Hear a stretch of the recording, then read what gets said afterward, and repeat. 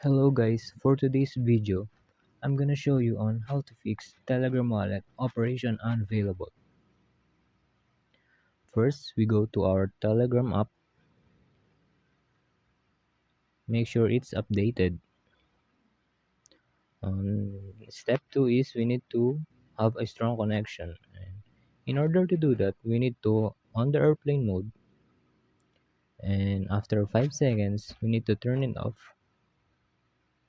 Then you must have a strong connection after doing that.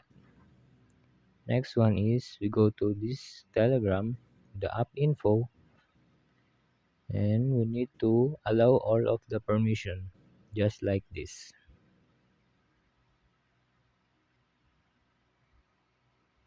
So the last step is we need to restart our phone. So after that, we need to open our Telegram app. Our wallet should be look like this. Yeah, it's working now.